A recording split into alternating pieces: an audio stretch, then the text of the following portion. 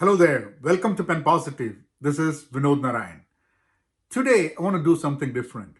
So, we've been always doing videos on this channel, and I want to start something. I want to start a conversation, and I want to call that Pen Talks. So, what I'm going to do is that I'm going to have conversations over Zoom or WebEx or one of the tools with people with whom I've connected in my personal and professional life. People, through their interactions and conversations and communications, have taught something. And I want to take this opportunity so that I can give a platform so that their insights and wisdom can reach you all. So, this first episode of this conversation is with Srini Vemula. He's a data engineer and he works in Databricks. We also went to school together in National Institute of Technology, Calicut, which was back then in the early 90s. It was called Regional Engineering College in Calicut. Then about 7 years back, we met here in the San Francisco Bay Area. And then after that, we've been in touch on LinkedIn and social media, and we've been reading each other's posts. And I figured there was something else that connected us other than being from the same school. That was the passion for learning and teaching. So this conversation is not going to be on data engineering or data or technology, but more related to learning and teaching, because Srini started his career teaching and then he's continued that passion and he still teaches along with his profession. So I think that's what really fascinates me, having this conversation with Srini. So if you want to reach me, you can reach me at agile@penpositive.com. At PenPositive, we consult, coach, and train agile practices, and we help individuals, teams, and organizations be agile. So one more thing that I want to tell you is that when we did this conversation, I was on my mobile phone and Srini was on his laptop. And some technical difficulty, I look in portrait and Srini is in landscape, but that should not be a problem because the conversation, what you have to hear from Srini is more important than that.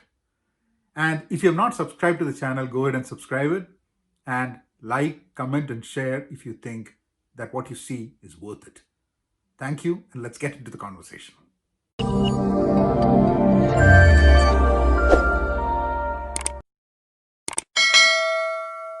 Welcome, Srini. So, one interesting thing is that you're going to be the first person. I am starting a series of talks on the channel, and you're going to be the first person we're going to talk. Wow, and I'm privileged, you know. And the interesting thing is, see, we both probably were in the same college for 2 years at the same time, maybe, right? During the early 90s, late 80s, early 90s time frame. Correct.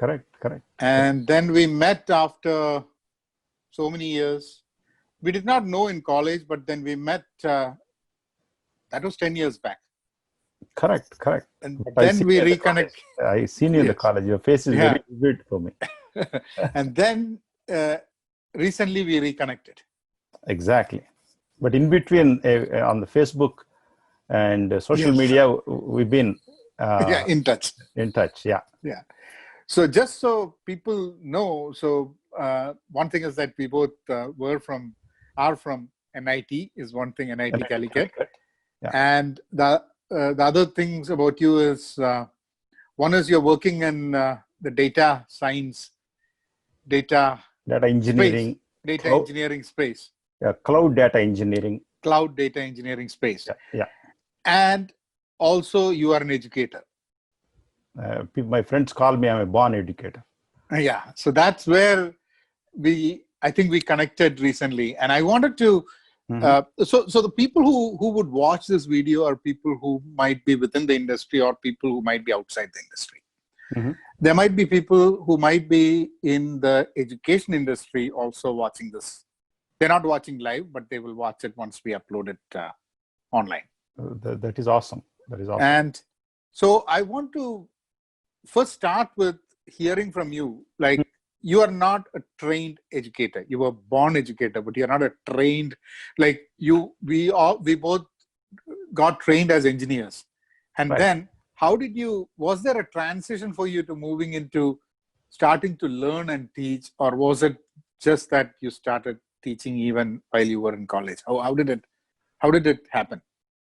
Though people call me as a born teacher, honestly, I don't think so. Okay. I don't think so. Okay. I see there are different steps I've taken, which helped me to be a good teacher. And So is yeah, there a story behind it? I can connect some dots. If you see, one of the thing that helps a teacher is enthusiasm, some energy. Because people, our teachers think students or anyone comes to them for knowledge, they think. Though it was true, nowadays nobody comes for knowledge, because knowledge is there in Google, YouTube, everywhere knowledge is there. Yeah, some extent knowledge is okay, but most of the time uh, uh, people come to the teacher for guidance, mentoring, inspiration, trust. Being around this person helps. So that confidence is the one which is I observed, because I observed in my teacher when I was 8th grade. I have a teacher who believed in me and who encouraged me. So till 7th grade, a lot of teachers pushed me, saying that I don't know this, you're not doing very well, like that. But the good thing about, at least personally, I feel proud about me, is I don't accept that negativity from teachers. So they may pushed me, saying that I'm not good. I didn't believe that I'm not good. But at the same time, I'm not sure whether I'm really good, because Right. always people pass through that stage. But when I went to 8th grade to a different school, that teacher is totally different. Oh, he made things simple. He encourages, he mentors. Then I started taking inspiration from him. So that's where actually I felt how important, because I felt, well, that teacher is very, very important in my life. Got it. In the sense that whole connection between a teacher and a student, the fact that knowledge, and now things are different from how we were when we were in high school, but as you said, there is knowledge everywhere, but Correct. Guiding, so teacher's role becomes more of a coach and a guide, telling them how to learn and what to learn and where to find it, rather than telling them exactly this is how things work. Exactly. Right? Exactly. So continuing that, let me complete that question. So I found how important is a teacher, So I felt great being a teacher at that time. You see my point? I personally, before I becoming a teacher, first of all, I loved being a teacher. Then comes the question of skills. So then, once I started loving the importance of teacher, then I started inculcating the skills of a teacher, qualities of a teacher. So first and foremost, I see in a teacher is a teacher should simplify the complexity. Simplify the complexity. It shouldn't be other way. Actually, nowadays some people are making simple things complex. Yeah.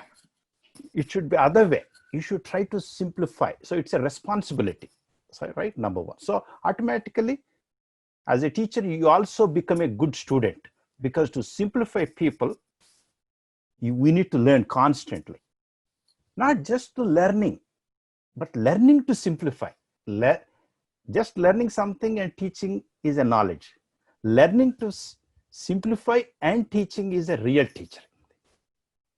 True. So that's I acquired. The last point is, apart from simplifying, which is most important, communication skills, right? So I was very good at my Telugu. I am from Andhra Pradesh. I speak Telugu. Up to 11th and 12th, I studied, sorry, up to 10th, I studied Telugu medium. Yeah. 11th and 12th, math, science studied in English, but still they are science. There is no big English there. So when I first came to REC Calicut, I got into bus from REC Calicut, NIT Calicut. At the time it was REC Calicut. I was going. I saw suddenly fourth graders, second graders, students getting into this bus. Then I thought, hey, is it REC bus? Oh, then we came to know they're the students of REC professors and all the things. They started speaking wonderful English, communication. Wow, I was so inspired. Such a kids should be able to communicate so well in English, because we are not used to speak English, because we were brought up in a small hometown. Because I never seen anyone speaking English. There were no TVs who speak English. Then how do you speak? So the question of exposure comes into the picture. But that was inspired me, man. I should learn a communication skills in English. So that's where I started collecting people, brushing up a few gaps in it. So I acquired. Then so automatically, see, your ability to simplify, and you have a road. Road is the communication.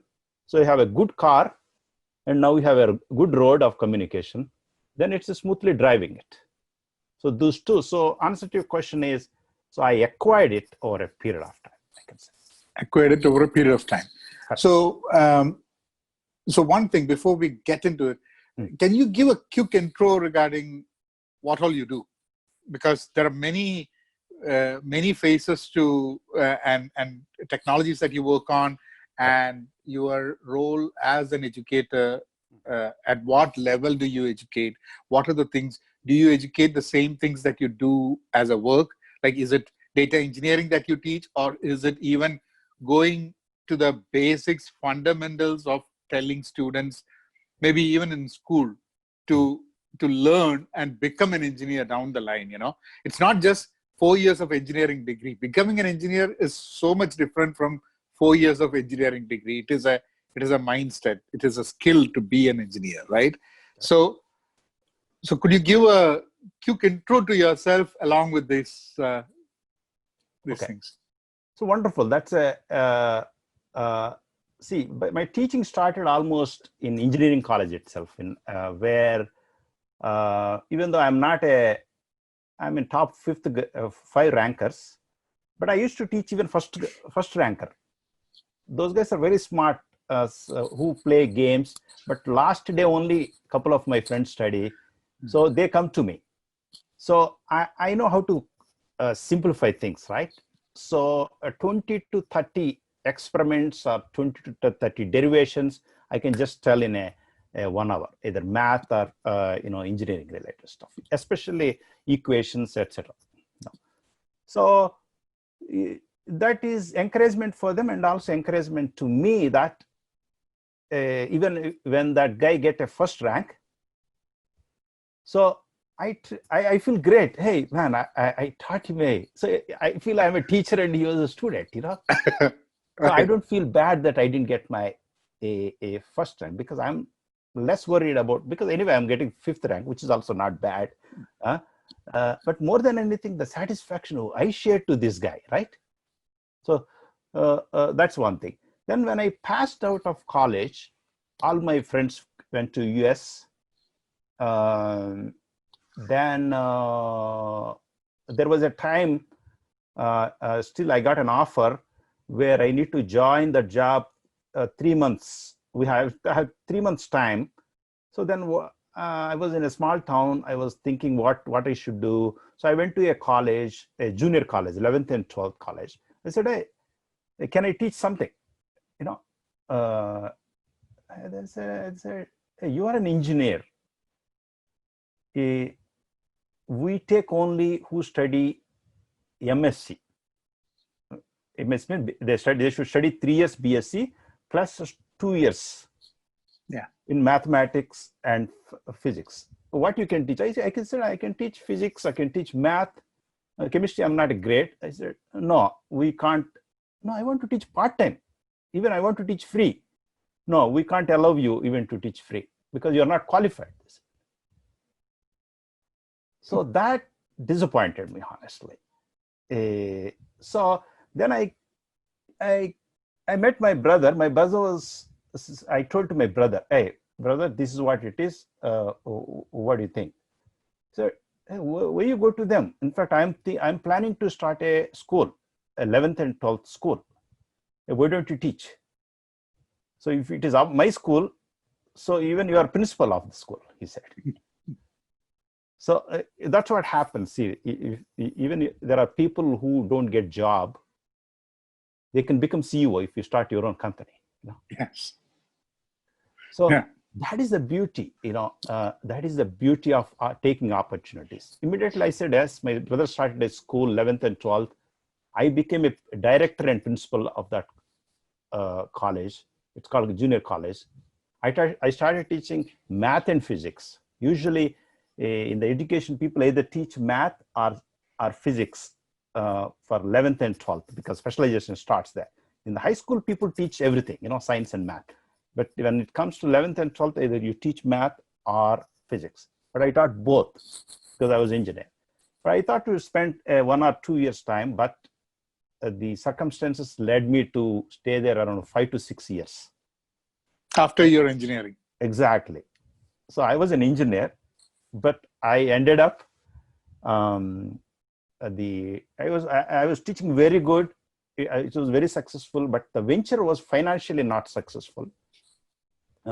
Ideally, looking back, I should have pursued teaching or even build the businesses in the education itself. But that is where people always look for the short-sightedness. They don't look the long term. Because I'm fully focusing on education business apart from my job.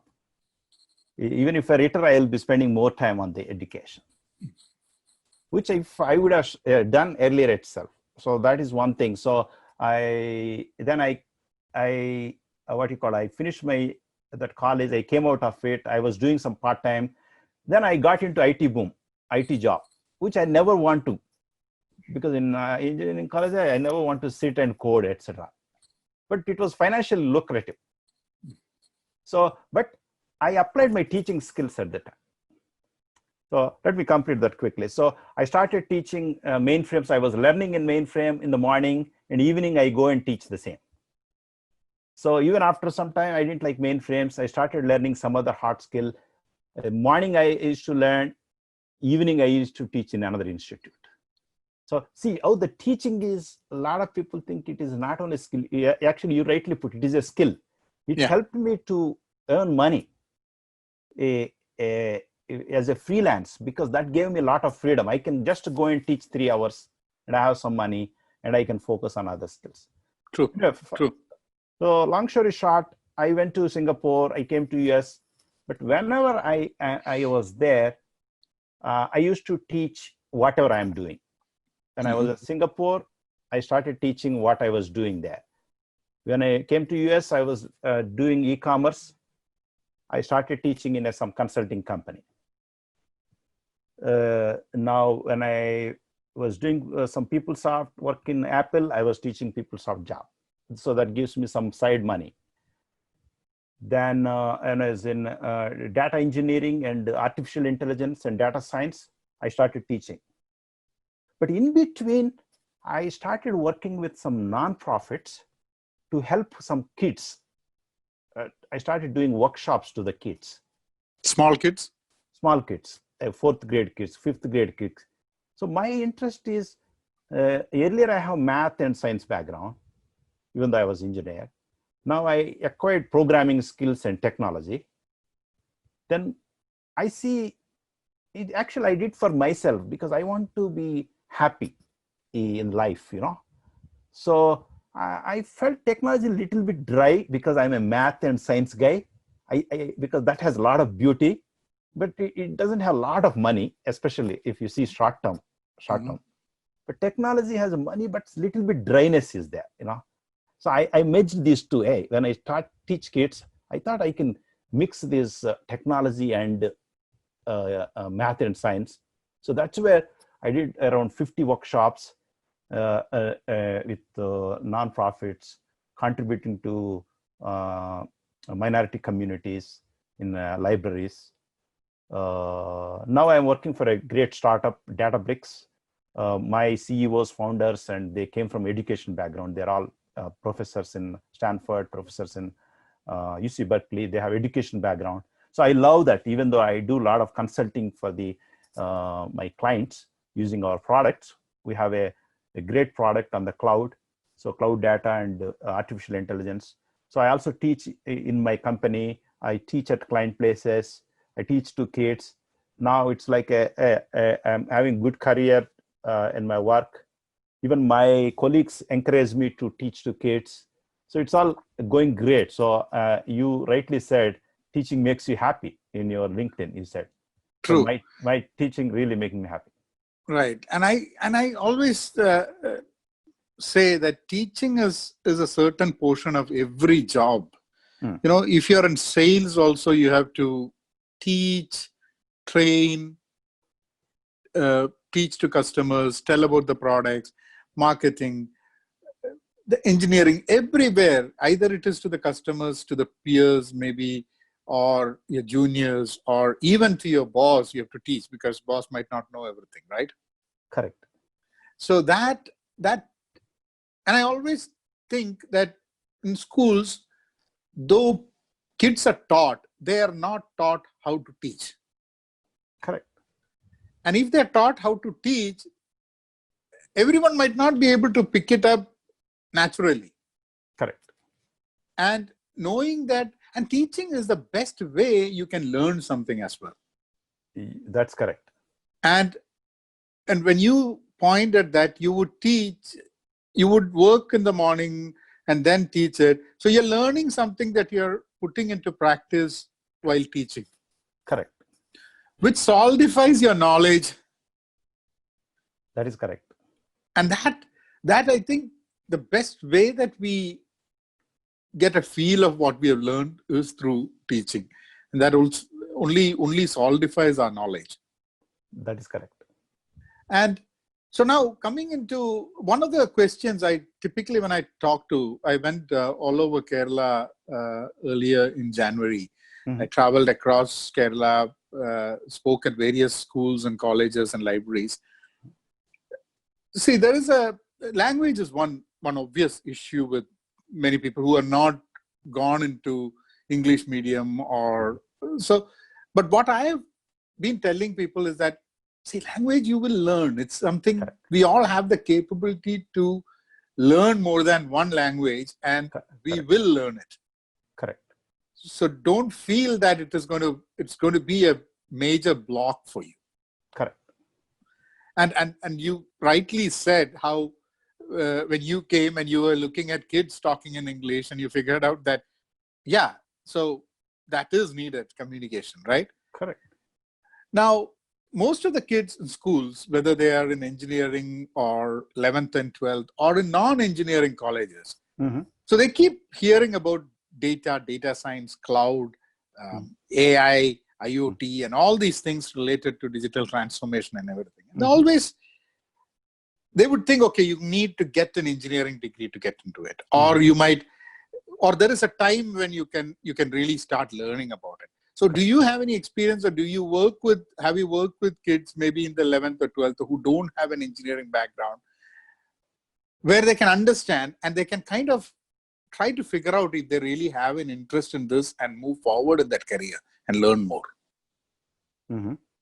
Yeah, Do you think what would be the path that they should take if they want to know more and move in that direction, that's a good question, Vinod.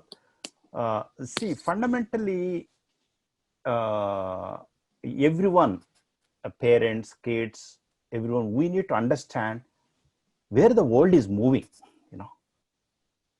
See, everywhere now, if you see earlier, what is the knowledge? If you ask someone, what is the knowledge? People say a theory, knowing mathematics, knowing science, everything based on theories, equations, etc. But now what is knowledge means? Knowledge is stored in the data. So knowledge can come from theory, but you need to validate that knowledge, because you need to apply that theory and do experimentations and get the data. They validate. That is what called physics lab, chemistry lab, etc. So people don't get it. There itself, lab means actually it is a data.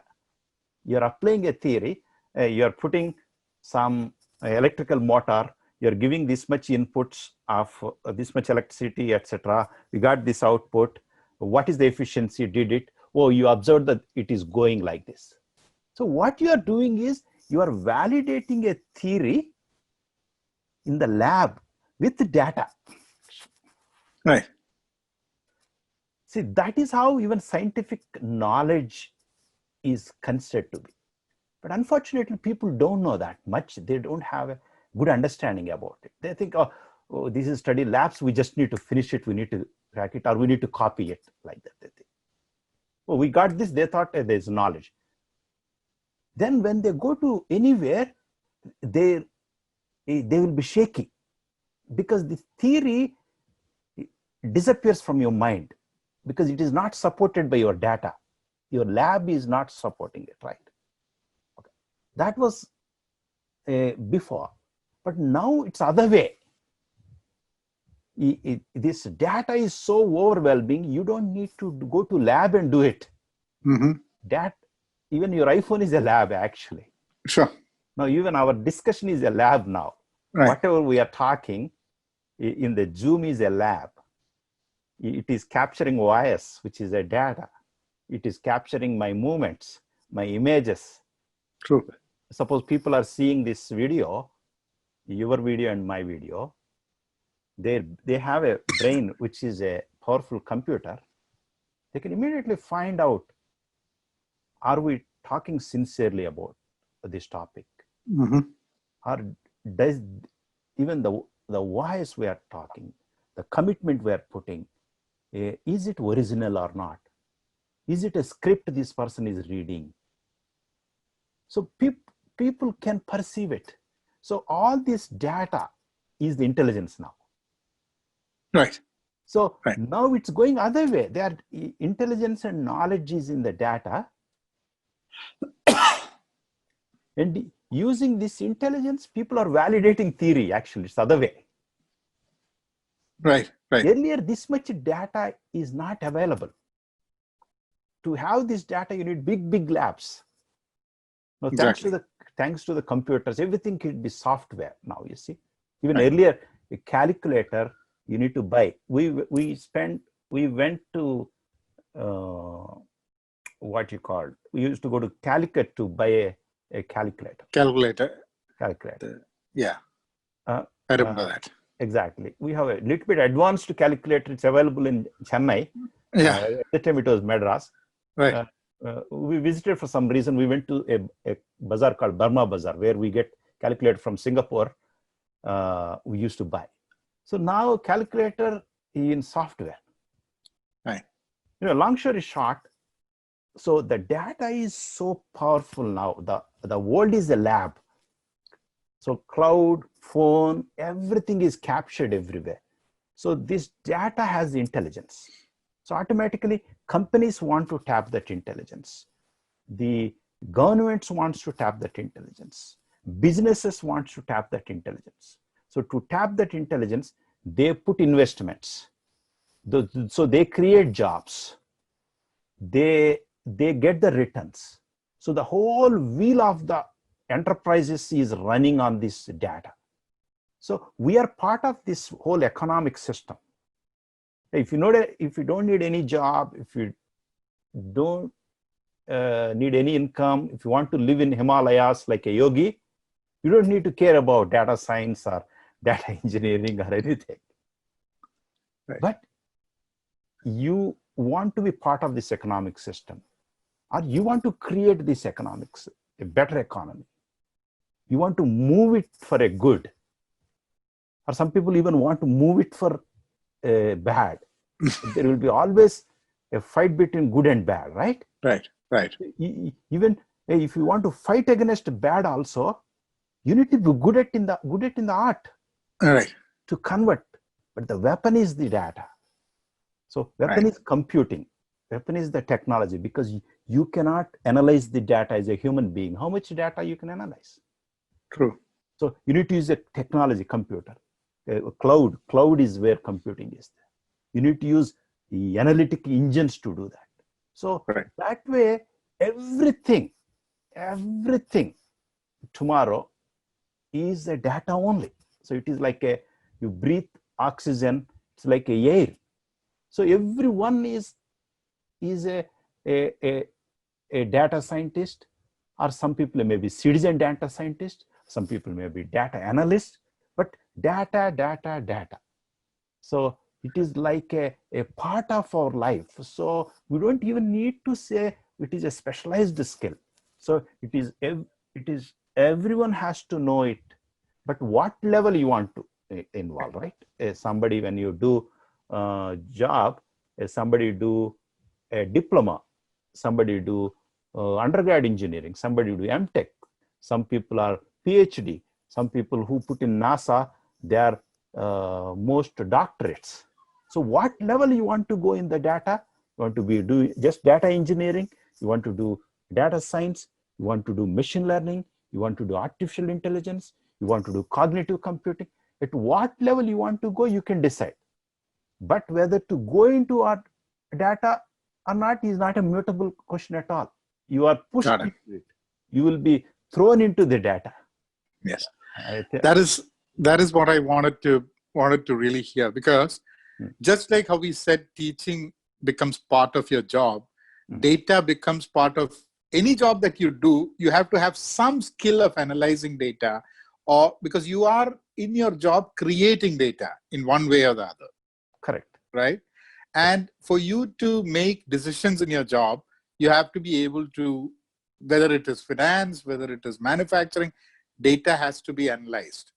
Correct. And I think we had a lot of data, but we did not have the technologies to harness data till many of these, like when you talk about storage, or when you talk about how you can really analyze data with big data and everything. Till then, we had all these things, but we didn't know what the heck can we do about it. And once we've realized that has opened up a lot of opportunities. And now I know that there are a lot of people who minor in data science, like major in something and minor in data science.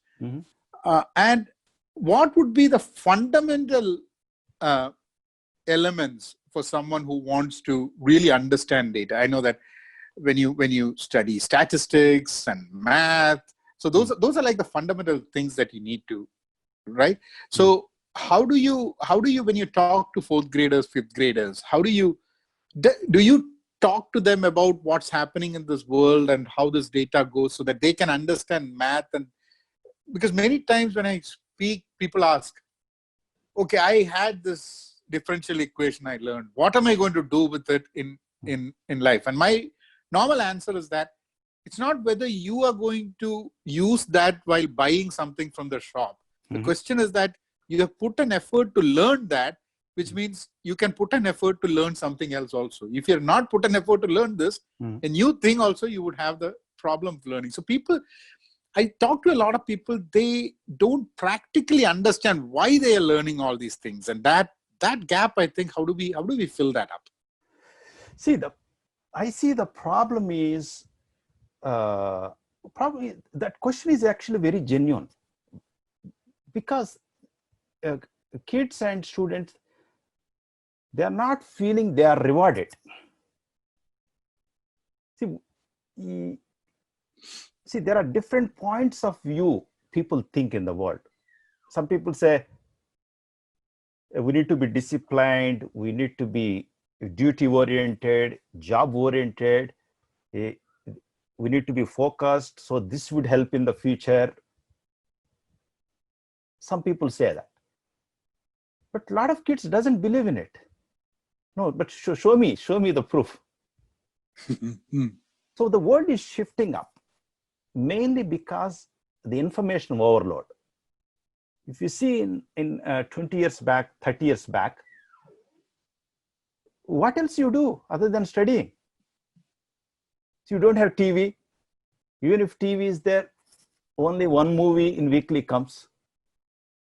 You don't have cell phone. So you have to go out and play. Okay, come back in the evening. What do you do? So automatically, if you study, you get a job. There is a reward system, you know clearly. Because anyway, you don't have anything to do. How much you play? 1 hour you play.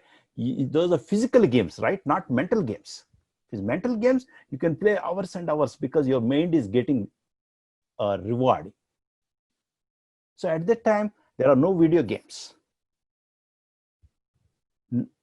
When you do a physical game like playing kabaddi, playing a game, your body get tired, then you feel like either going sleeping.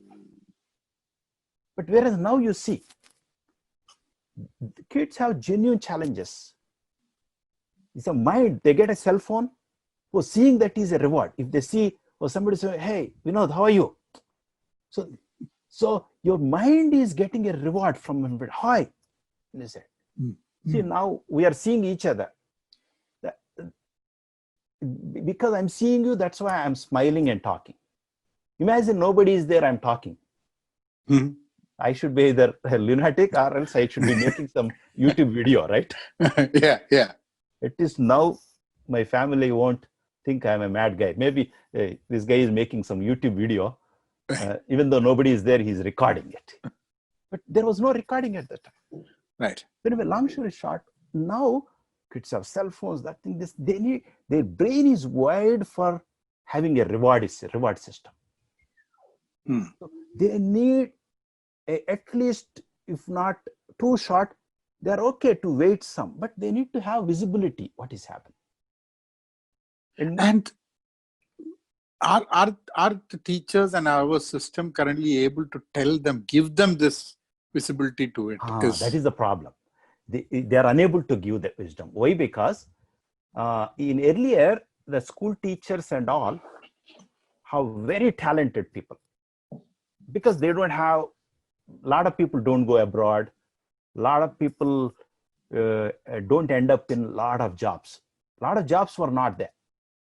So most of the people, talented people, came to teaching.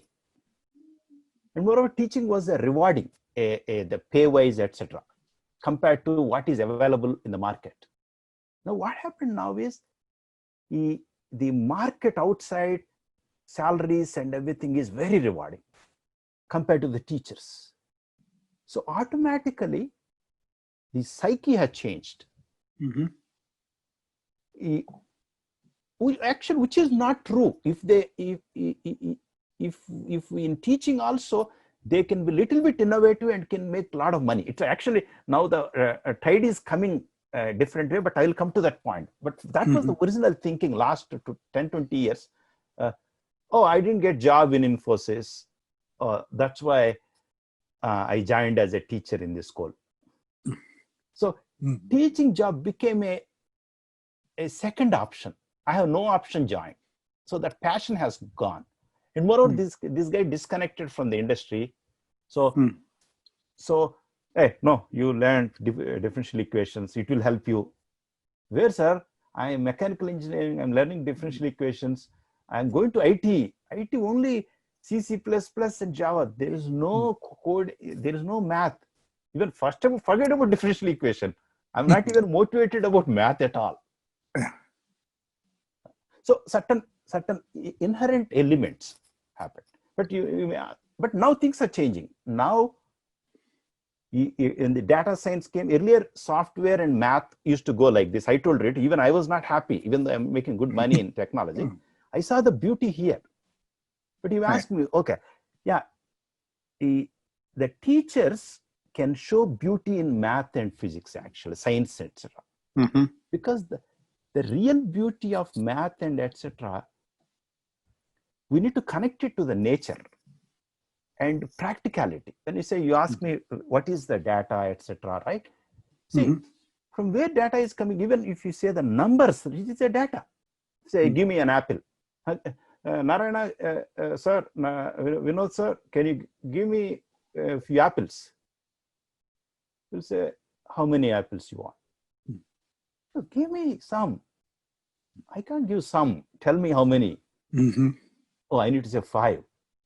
Oh, 5 is the information, data. So they should inculcate data thinking from the first grade. When they are teaching 1 to 10 numbers, it is nothing but data. It's a data type. In software, they say integer is a data type. So everything they started seeing, even the knowledge, atoms, the oxygen has this many 8 electrons. 8 is a data. So if we start thinking, then they start thinking data related. So they can motivate them.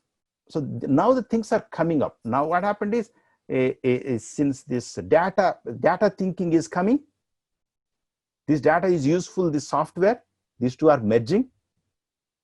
So there is a lot of motivation now for differential equations. They know even the integration is useful in the artificial intelligence to minimize the errors.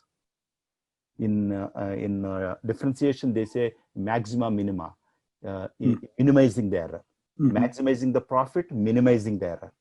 That is the fundamental for the whole machine learning. You minimize the error. In the learning, you need to minimize the errors. So answer to your question is, now it is a great opportunity for educators, for teachers, to help them to see visibility. But that is where even a lot of teachers has to learn now. Earlier, it's a big gap because these are going parallelly. Nobody understands. I told you, right? I was fully into this. I know this. Still, I can't connect this. But only when I start teaching to kids how to connect this, I have to learn a lot. So a lot of teachers, I spent almost 2 to 5 years to learn these connections. But interestingly, the market is merging because of data science, etc. Now even people can learn if teachers can learn in 5 to 6 months time. They don't have to spend time like me learning things 2 to 5 years. True. And because that, just like what you said initially, that knowledge is there everywhere. It's available for teachers.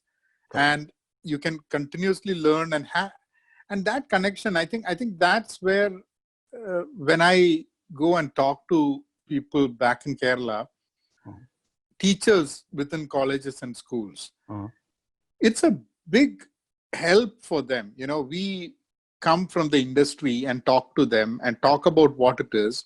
Correct. And that gap is always there. That bridge is not there, at least in Kerala and mostly in India also, because most of our institutions are not research institutions like here, right? Correct. So here what happens is that the companies are formed from these institutes.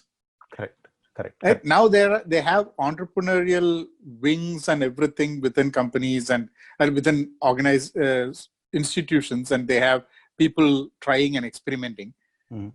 But it's unlike what you would see with Stanford or MIT or places like that. And I don't know how it is in IITs, but REC, I know that there are incubators within startup incubators and everything over there. But that is just one small part of it. There are so many. If you look at it in Kerala, there are 45,000 students every year who get into engineering. That is just engineering. Now, talk about other places. So if you look at totally in India, there's a lot of students taking education. And that is a huge power in terms of being able to learn and being able to serve a need that the world has tomorrow. Correct. And for that, I think that self-learning and that connection with the industry and the institution should be more, it should happen more, It should have, I want to add one point, if you permit me. Yeah, sure. See, everywhere, even though the goal is there, we need to understand the driving factors. The human driving factors, not only knowledge, that knowledge should be rewarded, even for the teachers also. Stanford and NIT and IIT, they connected to industry, not just for knowledge. They also rewarded financially, because they invest in projects. They incubate something, they contribute to somebody is going to pay other than what they are being paid in the college. Correct. See, that is the beauty. Now, even if you are a 4th grade teacher, you can start teaching something online. There are lot of online startups. Even you don't have to worry. You can tell to suppose I'm teaching in your school, I can tell to the principal, hey, I'm also teaching in some kid in Delhi through online. Is there any problem? Teacher said, no problem. So because this guy can become a better teacher. So if there are a lot of opportunities to earn more money also. So as they are earning more money, they also learn more, right? They have motivation. So it is like a cycle. You contribute, you earn some money. This earning money increases your motivation to learn more. So I say learn, L-E-A-R-N, learn has an earn in it actually. You see, L-E-A-R-N, learn. So they have to learn, but earning should be part of that. So it could be little money. I'm not saying a big money. See, if I teach to even one student, I got just 500 rupees. So this teacher, even it's 500 rupees or 1,000 rupees in a small village, they can leverage the technology. They may be getting 4,000-5,000 rupees or 10,000 rupees. They also get 2,000 more from some other source. So that 2,000 can become even tomorrow 10,000, right? Online. So I encourage the teachers not to think that, oh, we don't have much money, we are demotivated. No, don't ever think like that. Actually, teaching has more opportunities now. In fact, they can make more money actually also. So I encourage them to see the opportunities around. There are tons of opportunities they can teach to any kid in the world, because everyone coming into digital. Even tomorrow, if they go to school also, all the tuition centers will be, lot of digital will be there. So everyone in the world, every teacher in the world has an opportunity to earn and to learn. So that they can become a best teachers, and they can become a economically very good also. I just want to add that point. Yeah, definitely, because that what you rightly said about the reward system. Now there is a reward system for teachers and there is a reward system for kids. Now the kids reward system, they should know very clearly why you have to learn math, why you have to learn this, what is the reward system. Exam is not the reward system. Exam, obviously you have to write the exam. If people are given the choice not to write exam, will they learn is a question. Now there should be a reward system which makes a student learn even if they are not being tested for it. Exam is a react system, not reward system. A reward system. It's a react system. React system. You have to, exam means you have to get up and go and write. right. You don't have a choice. Reward means, seeing that, oh, it creates hope. Oh, this is good. Right. This is logical. It need not be beautiful. All teachers should show the logic in the whole thing. It's how it is evolving, how something is connected to something. If you just dump them, the brains can't accept it. Brains become burden. So if you show them, that is where actually it is time to slow down. A lot of people think that, oh, internet speed, we need to do fast. No. You see, I don't know, we are in the COVID situation, almost every person's life slow down. Yes. Though it's a lot of challenging outside, but if you see the bright side of it, it's like almost like a village atmosphere everywhere, even in cities. In villages, evening, they will be at home like this. This slowdown can help us to understand this concept very well, to connect these things very well, so that things can stay in the mind a long time, instead of just do it and forget things, which is a burdensome for the students and teachers. Right. Like, see, slowness, that's a very important point, because there's a book by Carl Honor called In Praise of Slowness. So he is from Brazil. He runs what is called a slow movement. He says about slowly eating, slowly reading. Slow doesn't mean lazy. Slow Correct. means not going at a pace in which you're missing things. Correct. Go at the optimal pace where you can learn, enjoy, thrive, rather than trying to run because you're missing out on things, and still in that run you'll miss most of the things that are important and that you have to really look into. That's correct, Vinod. That's where I want to add one point, if you allow me. So if you see the nature is always that rhythmic. Yes. Slow and steady. Let's not call it as slow, actually slow and steady. Right. In the day, morning, Right. the earth is moving around. So it goes when the seasons come in a certain pattern. But of course, nature gets fury, sometimes get a big rains, like Kerala rains at that time came. Those are rare cases. But even our life, when the big problem comes, we have to rush, and something, even our relative get into COVID situation, will be tense. Those are some situations that anyway your body and mind react fast. But we should not just jump into madness because we have cell phones every time, 24 hours, keeping busy. So that's where recently, you might know already, there is an app called Calm, CALM. Yes, I've heard It that. became so famous. Everyone knows being slow and meditation, calmness is very important.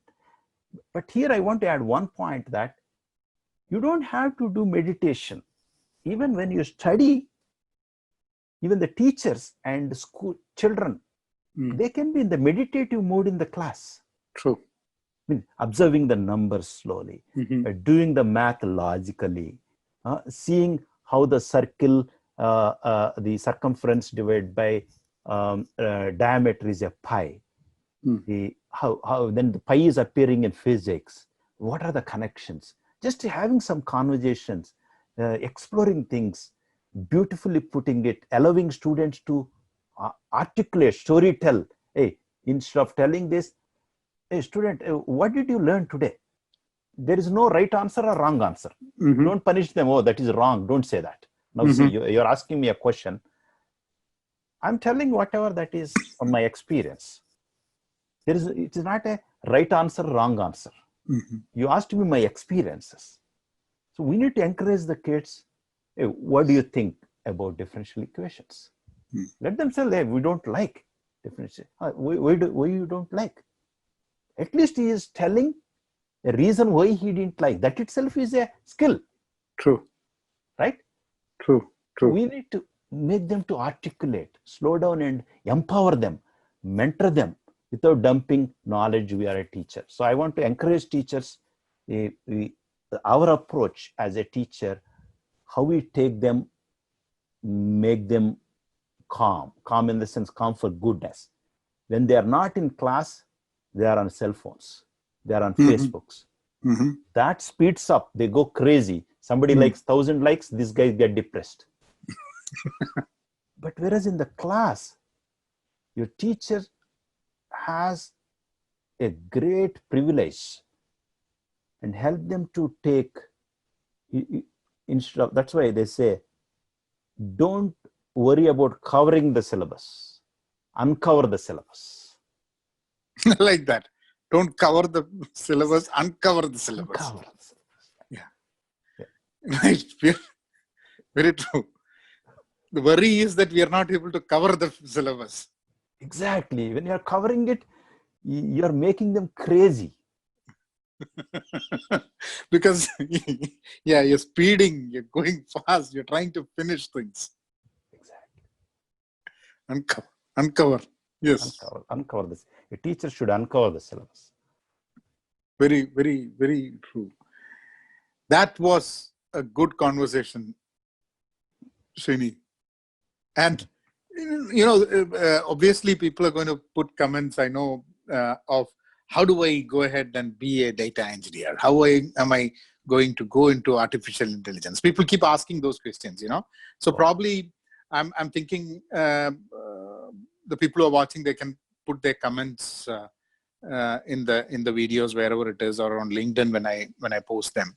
And then probably we can interact with people, when they come up with the questions, and give them ideas on what they need to do next, But probably we can have after some time, we can have a separate session on just that area, because that is a big area.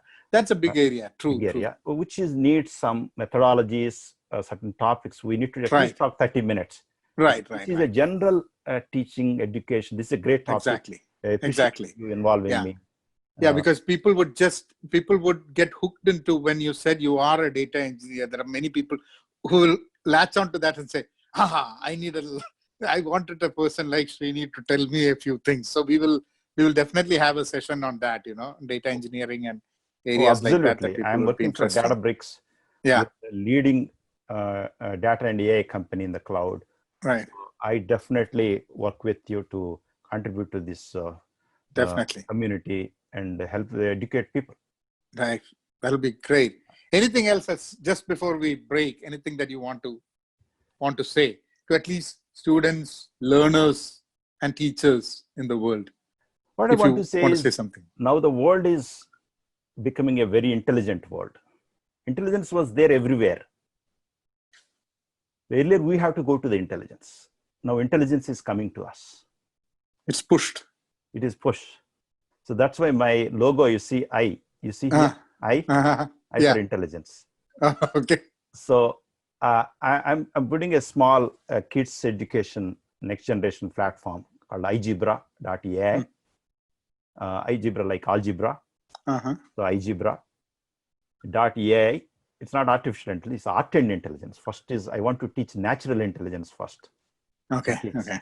Then if I can teach natural intelligence, that can pivot them for artificial intelligence. Artificial intelligence is easy, actually. First, we need to master art and intelligence. Right. Art and intelligence of the nature. So that's why I have a lot of exciting things to share later about that igebra.ai, how we are innovating, bringing technology and science, math, art to build natural intelligence foundations. Once we have a natural intelligence foundation, artificial intelligence, you can play with it, actually. Exactly. And I think that would be an interesting conversation. A lot of people would, so this would be, so for people who are watching, this is just a primer. This is just a trailer. Wonderful.